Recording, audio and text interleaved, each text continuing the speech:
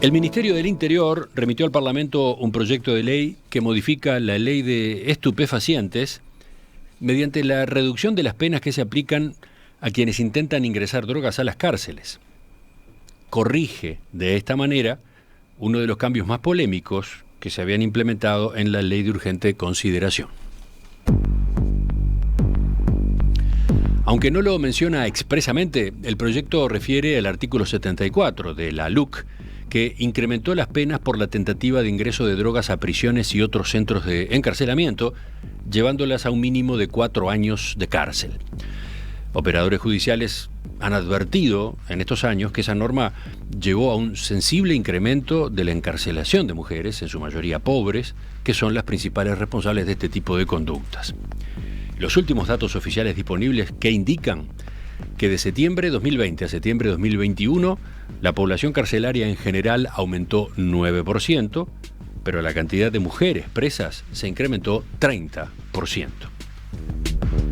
En su fundamentación, el Poder Ejecutivo hace referencia a que varios fiscales y jueces han entendido correctamente que, como el ingreso a la cárcel no se verificó, ya que la droga se incauta antes, no hay delito consumado y por lo tanto no se puede aplicar la pena prevista. Si se aprueba el proyecto, la pena para estos intentos quedará reducida a 1/3 de la prevista para el delito consumado y por lo tanto será una pena excarcelable. Vamos a profundizar en esta novedad. Estamos para eso en diálogo con el doctor Martín Fernández, abogado penalista, docente de Derecho Penal en la Universidad de la República y miembro del IELSUR, el Instituto de Estudios Legales y Sociales del Uruguay. Doctor Fernández, ¿qué tal? Buen día, ¿cómo le va? Un gusto saludarlo. Buen día, ¿cómo están ustedes? Muy bien. A ver, recordemos, si le parece, y expliquemos por qué con la LUC, a raíz de la aplicación de la LUC, se había dado un efecto inesperado, tengo entendido inicialmente, ¿no? Respecto a, lo que podía ser la cantidad de mujeres presas concretamente que llevó esta normativa.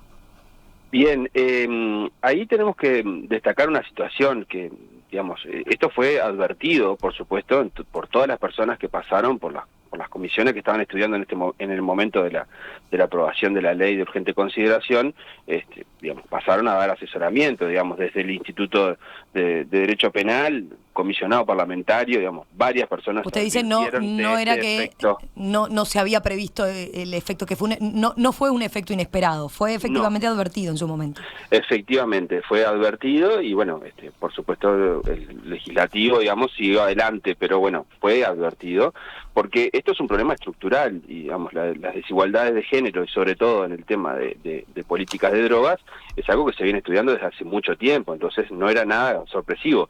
Si esto lo sabíamos ya de antes, que, digamos, normalmente o sucede que las mujeres están más expuestas a estas situaciones, evidentemente al incrementar la agravante, lo que iba a suceder es que eran más mujeres que iban a ir privadas de libertad. Eso se advirtió. Sí, pero entonces, es un fenómeno relativamente nuevo el hecho de que haya más mujeres involucradas en el microtráfico, ¿no? O por lo menos así se ha advertido últimamente, como un fenómeno relativamente reciente, ¿no?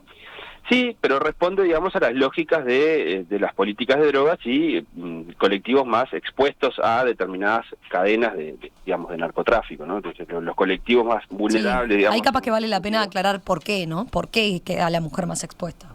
Bueno, ahí, claro, el tema desde los cuidados hasta, digamos, la posibilidad de que sean amenazadas por personas que están privadas de libertad o que se les solicite, digamos, desde los establecimientos penitenciarios que ingresen sustancias, eso genera una mayor exposición de las mujeres a este tipo de normas. Entonces, eso fue advertido desde el principio y, como decía Cotelo en su introducción, digamos, es claro que las cifras se han disparado sensiblemente y notoriamente. Entonces, esto lo advirtieron además y lo pusieron de manifiesto en sus estudios sobre el sistema penitenciario actual, la doctora Ana Viña, Ana Juanche, digamos, que generaron estudios sobre el impacto de esta legislación y cómo está actualmente el sistema penitenciario. Entonces, digamos, con todas estas cifras y con todo este incremento, es absolutamente necesario modificar esta norma. el Ministerio del Interior en su exposición de motivos señala que en realidad el problema tiene que ver con con una situación de interpretación de la ley y de cómo quedó ese artículo de la LUC, ¿no?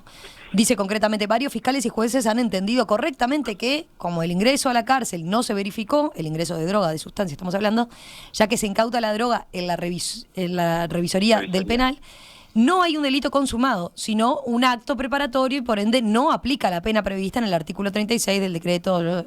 Bueno, mientras que para otros operadores judiciales se trata de un delito consumado y en tal caso sí corresponde la pena ya prevista en el referido artículo 36. Claro, ahí si han interpretado, si el Ministerio del Interior considera que se han interpretado correctamente, lo que tendría que haber redactado el artículo desde el inicio era decir que se consideraba acto preparatorio. O sea que esto que dicen ahora que viene a como que fue interpretado correctamente, lo deberían haber establecido desde el principio. Primero, esto no debería haber sucedido, ¿no?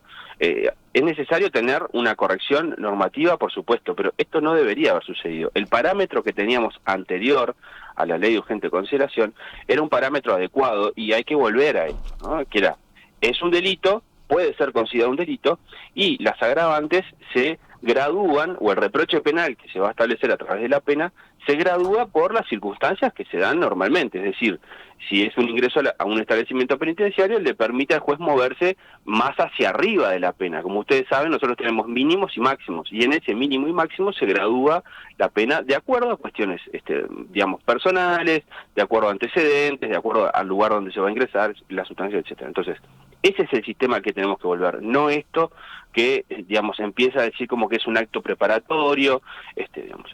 Usted no ve, entonces, no está de acuerdo con la alternativa que se encontró.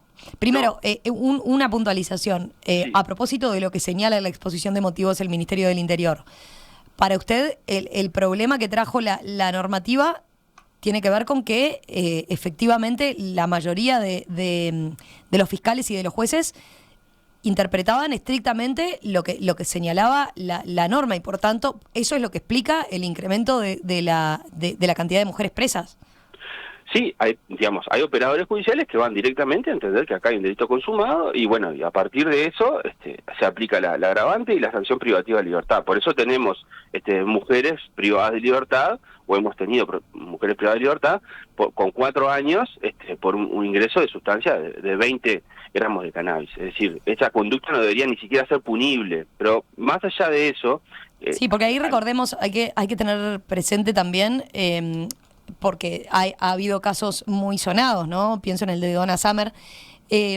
Muchas de esas mujeres en general tienen hijos a cargo y a veces sucede que no hay lugar para que sus hijos, o primero, terminan yendo a prisión con ellas, cosa que no es lo adecuado, ni que hablar, o en segundo lugar directamente no pueden ingresar con ella a prisión y se da una separación, ¿verdad?, de la madre de esos hijos. Sí, yo voy a digamos, subir un escalón más en la cuestión. Esas conductas, digamos, de que es una conducta que no es delictiva en realidad, porque se está ingresando una sustancia para una persona que tiene derecho a utilizar una sustancia. Y ahí tenemos que volver a la vieja discusión que tenemos si las personas privadas de libertad pueden utilizar o no sustancias en determinados contextos. Bueno, acá se le está suministrando, se le está dando una sustancia a una persona que es legal, ¿no? Estamos hablando del uso legal, por ejemplo, cannabis.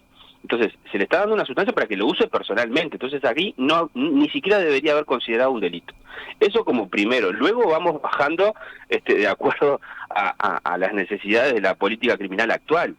Porque dicen, acá tiene que haber un delito, esto es gravísimo, etcétera. Bueno, a partir de ahí, bueno, ¿cuáles son las soluciones que se dan? Esto del acto preparatorio, yo no es que no esté de acuerdo, porque tiene que haber una alternativa urgente.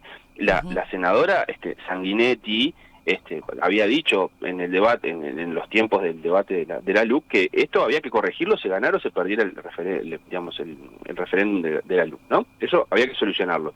Y se presentó recién este año, a principios de año, sí, un proyecto en ese sentido.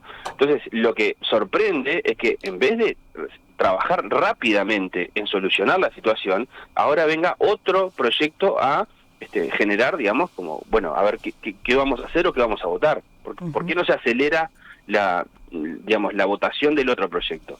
Entonces, digamos, acá también hay una cuestión que hay como un énfasis en la exposición de motivos, como diciendo, bueno, acá hay un principio de igualdad, Sí. bueno, supongo que debe tener que ver con que no se aplique, digamos, discrecionalmente si es acto preparatorio o delito consumado, pero a su vez también habla de la diferencia entre la mujer y el varón, etcétera.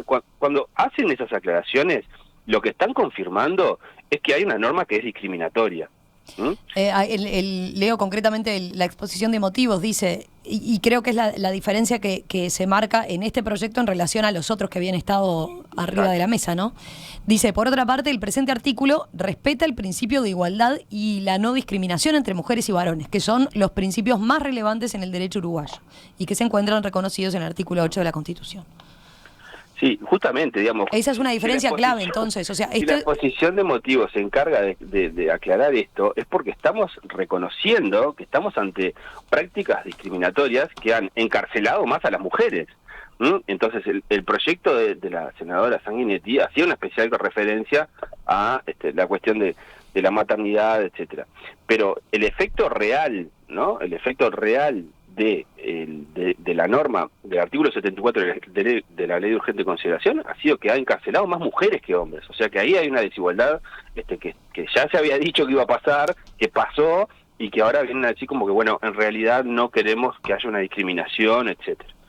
Acá hay un problema de aplicación práctica de una norma que no debió haberse votado, que debería volver a la redacción anterior y evitar todos estos problemas porque lo que se está demostrando con este tipo de leyes, si ustedes ven cómo tratan de explicar al máximo las situaciones, es una profunda desconfianza en el sistema judicial.